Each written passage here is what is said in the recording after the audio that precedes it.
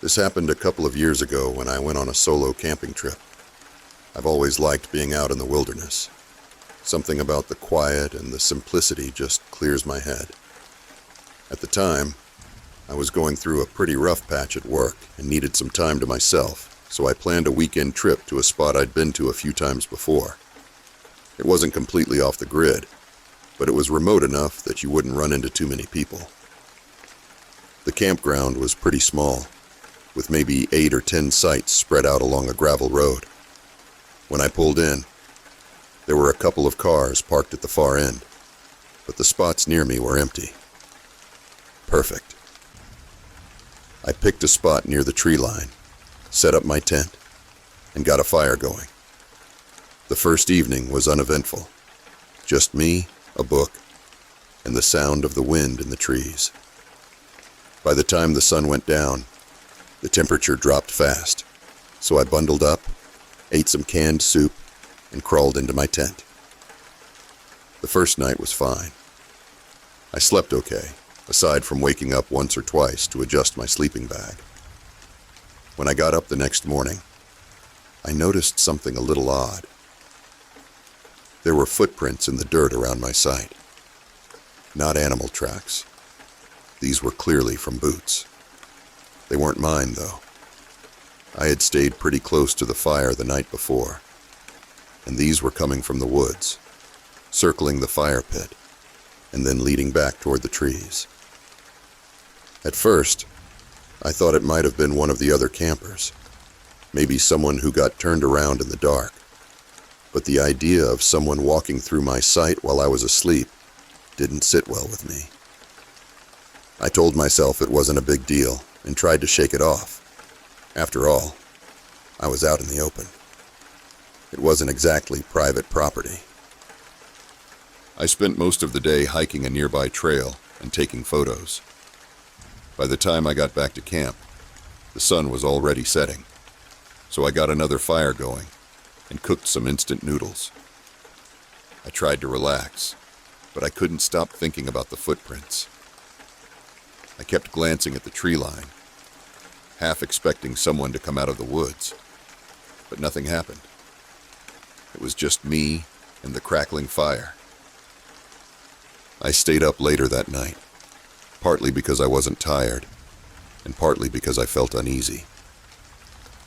Around 11 p.m., I finally put the fire out and climbed into my tent. I zipped myself in, buried deep in my sleeping bag, and tried to fall asleep.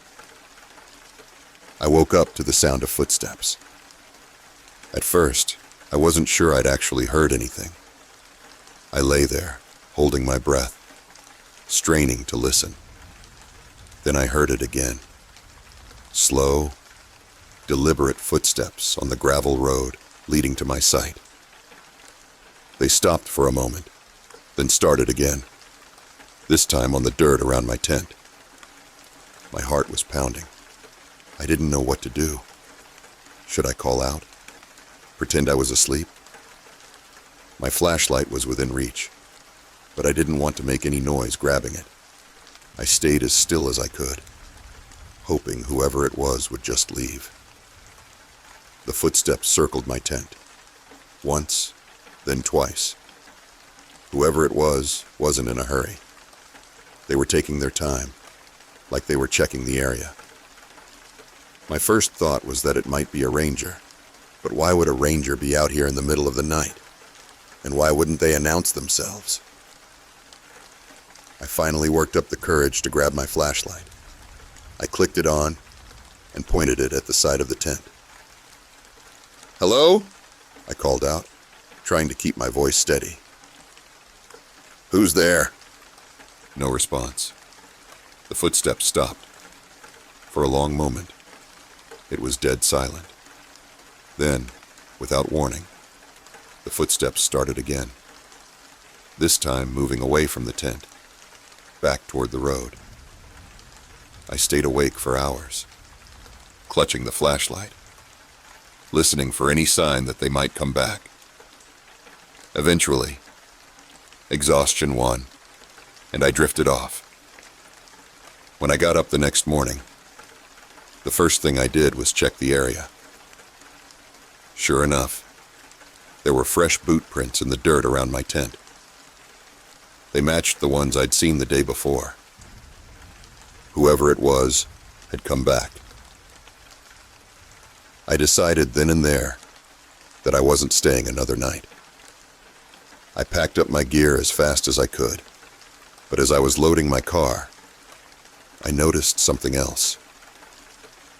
About 30 yards into the woods, just barely visible through the trees, there was a small clearing. In the middle of it, there was an old fire pit, still smoldering like it had been used recently. I walked over, curiosity getting the better of me. The pit wasn't much, just a circle of rocks with ashes in the middle. But around it, there were signs that someone had been there for a while. An empty can of beans, a stained blanket, and a knife stuck into the trunk of a tree. The knife made my stomach drop. Whoever had been walking around my campsite had been staying in the woods, watching me. I don't know for how long or why, but I wasn't about to stick around and find out. I got in my car and drove straight home. I haven't been camping alone since, and honestly, I'm not sure I ever will again.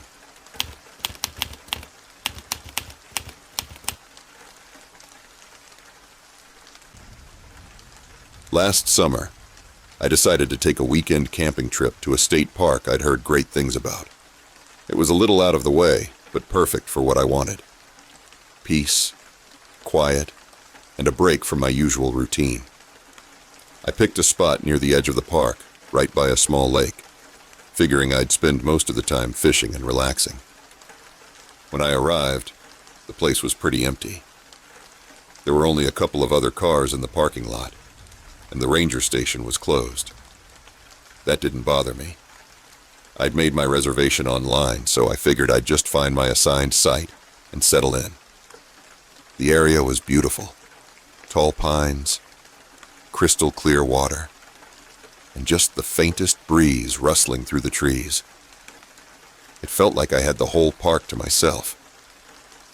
The first day was uneventful. I set up my tent, gathered some firewood, and spent the afternoon fishing. By the time the sun started to set, I had a decent-sized trout, which I cooked over the fire for dinner. It was shaping up to be the perfect trip. That night, I sat by the fire for a while, just enjoying the stars and the quiet. Around 10 p.m., I started hearing this faint rustling noise coming from the woods behind me.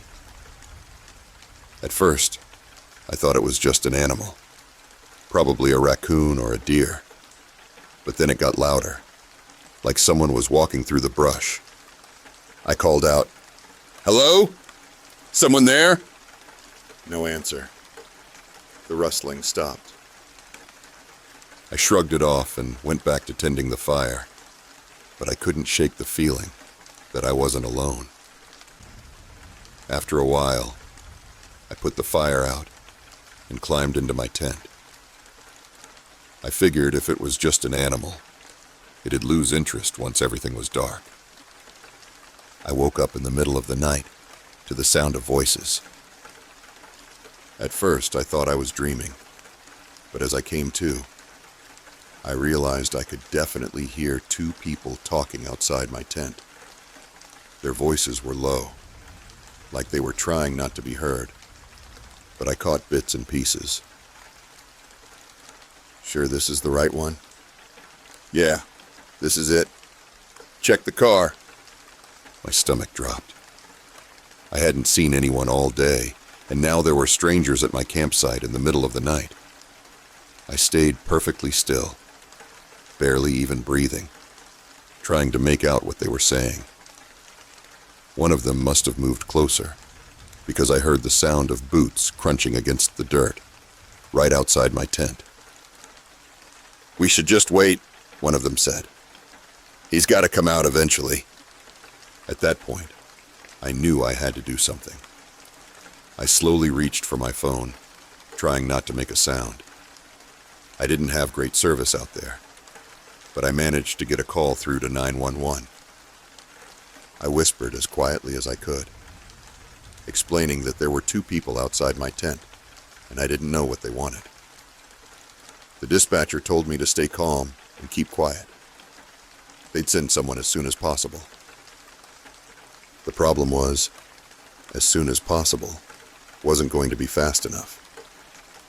One of the men started shaking the tent. "Hey!" he called out, his voice low and threatening. "Come on out. We just want to talk." I didn't move. I didn't say anything. I just clutched my phone like it was the only thing keeping me alive.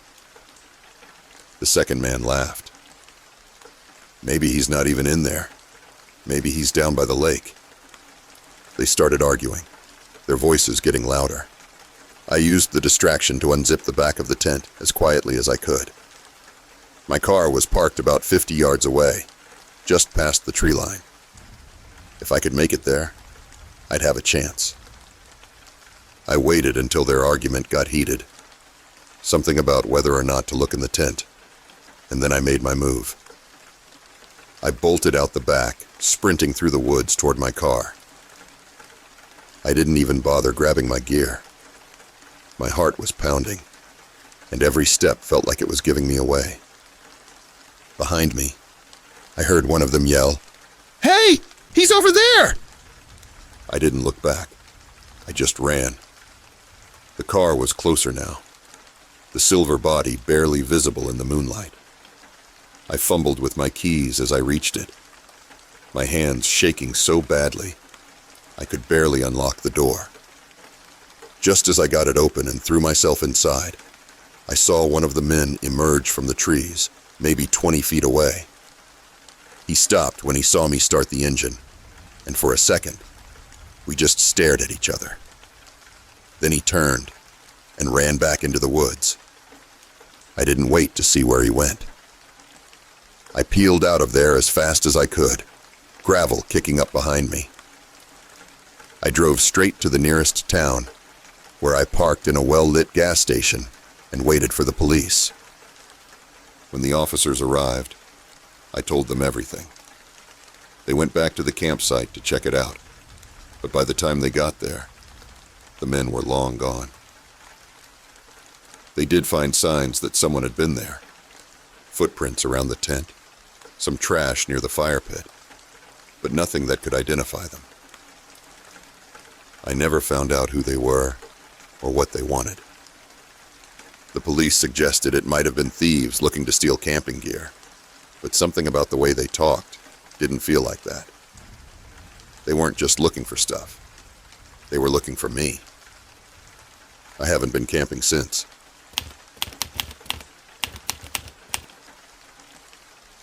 A few years ago, I went on a camping trip with two friends, Mike and Rachel. We'd planned it for weeks. Just a weekend out in the woods, away from the noise of the city. We chose a spot near an old forest about 3 hours from home. It wasn't an official campsite, but Mike had been there once before and swore it was perfect. Quiet, isolated, and beautiful. We got there in the late afternoon. The place was just as Mike described. Tall, dense trees with a small clearing in the middle for our tents and a perfect spot for a campfire. The forest around us felt ancient. The trees were massive, and the way the light filtered through the branches gave the whole place this eerie, almost dreamlike quality. We set up camp, got a fire going, and spent the evening telling stories and roasting marshmallows. By the time the sun set, we were all relaxed and in high spirits. There was no cell service out there, so we just sat under the stars, enjoying the peace. Around 10 p.m., Mike suggested we take a short walk through the woods. He said there was a stream not far from the campsite that looked incredible under the moonlight. Rachel and I weren't thrilled about wandering through the woods in the dark, but Mike had a lantern, and he was so excited about showing us the stream that we agreed.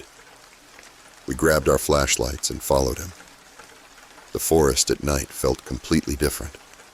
The towering trees blocked out most of the moonlight, and the sounds of the forest, branches creaking, leaves rustling, seemed louder in the dark. I kept close to Rachel, shining my flashlight at the ground to avoid tripping. We walked for about 10 minutes when Mike suddenly stopped. "Did you see that?" he whispered, pointing ahead. Rachel and I froze. "See what?" I asked, shining my flashlight in the direction he was pointing. "There," he said, lowering his voice. "A light, like a lantern." I thought he was messing with us, but then I saw it too. A faint, flickering light in the distance, just barely visible through the trees. It was moving slowly, bobbing up and down like someone was carrying it.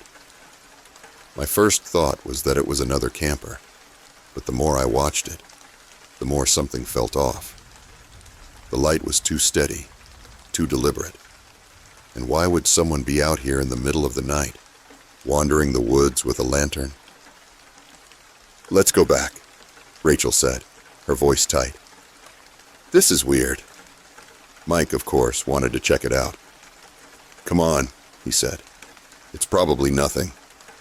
Against my better judgment, I followed. We stayed quiet as we moved closer to the light, but no matter how far we walked, it never seemed to get any closer. It just kept flickering in the distance, always just out of reach. "Okay, seriously, this is creepy," I said. "Let's turn around." Mike finally agreed.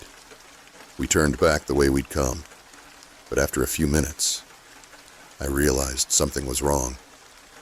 The path we'd been following was gone. There were no familiar landmarks, no sign of the way back to camp. It was like the woods had changed. Rachel started panicking. "We should have stayed at the campsite," she kept saying. "We shouldn't have followed it." Then we noticed the light again. It was behind us now, but closer, much closer. It wasn't moving anymore. It just hovered between the trees, flickering softly, like it was waiting for us to notice. "Let's just keep moving," Mike said, his voice shaking. "We'll find the camp." But the light followed us. No matter how fast we walked, it stayed just far enough behind that we could still see it. At one point, Rachel turned around and yelled, "What do you want?" Her voice echoed through the trees, but there was no response.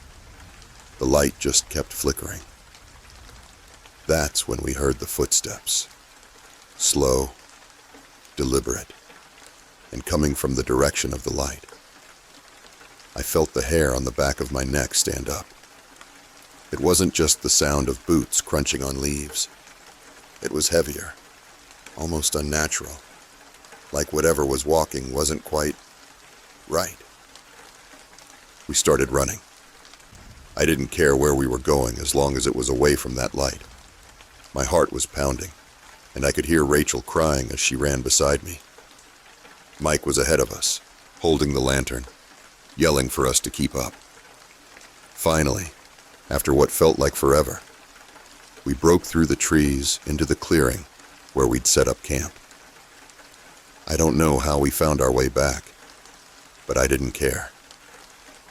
We threw ourselves into the tents, zipped them up, and huddled together, too scared to even talk. The light never came into the clearing, but we could see it just beyond the trees, flickering between the trunks. It stayed there for hours, not moving, not coming closer, just waiting. At some point, I must have fallen asleep because when I woke up, the sun was rising and the light was gone. Rachel and Mike were already awake, packing up their things. None of us said much as we tore down the camp and loaded up the car. We just wanted to get out of there. On the drive back, Mike broke the silence. "I've heard stories about this kind of thing," he said quietly. "The Lantern Man. They say he leads people into the woods, and if you follow him too far, you don't come back." Rachel and I didn't respond. We didn't want to talk about it. Didn't want to think about it. Even now, I'm not sure what we saw that night. Maybe it was a camper with a lantern. Maybe it was something else. All I know is, I'll never set foot in those woods again.